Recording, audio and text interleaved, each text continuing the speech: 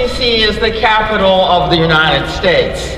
Most don't know what distinguishes our capital from every other capital in the world and every other part of the United States. Polls show that most Americans believe D.C. residents have the same rights they have in the Congress of the United States. But the residents of your nation's capital have no voting representation in the House or the Senate. The Washington, D.C. Admissions Act, our pending DC Statehood bill, confers that right on the citizens of the nation's capital by making the District of Columbia the 51st state of the United States of America.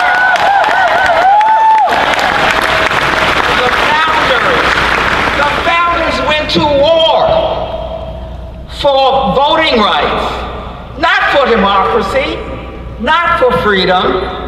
Their war slogan was no taxation without representation. Not freedom now, not give me liberty or give me death.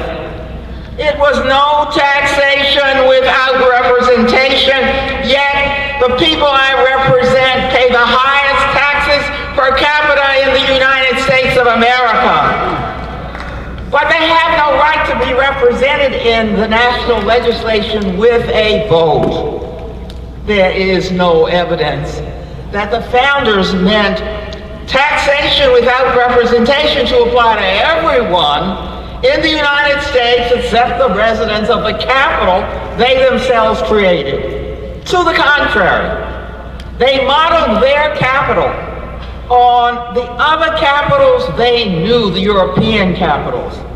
George Washington said that the District of Columbia would be what Paris was to France.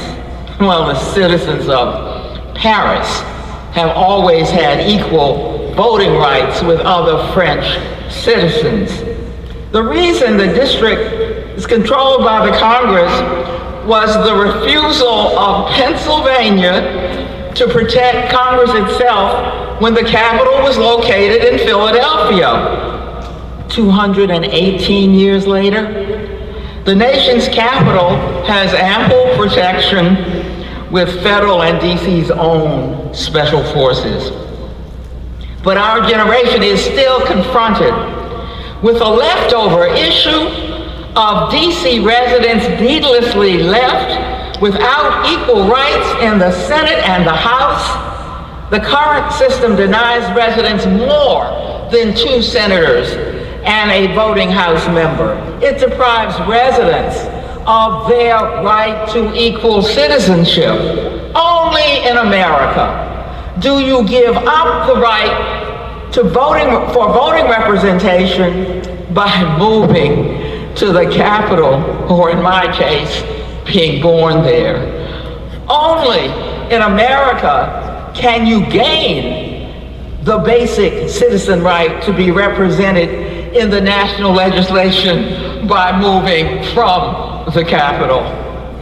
Most fundamental in a democracy is the right to a voice, to be represented when decisions are made about your life. For example, the universal background check just passed the House of Representatives, requiring a background check before you purchase a gun. I could not vote on that bill to protect the nation's visitors to our capital or the people who live there, or on dozens of others that the House has voted on. Today, here at Netroots Nation, I am predicting that H.R. 51, to make the district the 51st state, will pass the House of Representatives this year.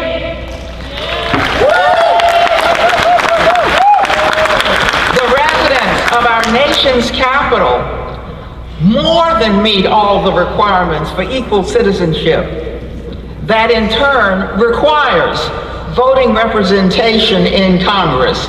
more time in the Union than most states, more federal taxes per capita paid than the residents of any state. Time is up. Time for H.R. 51. Time for statehood for the District of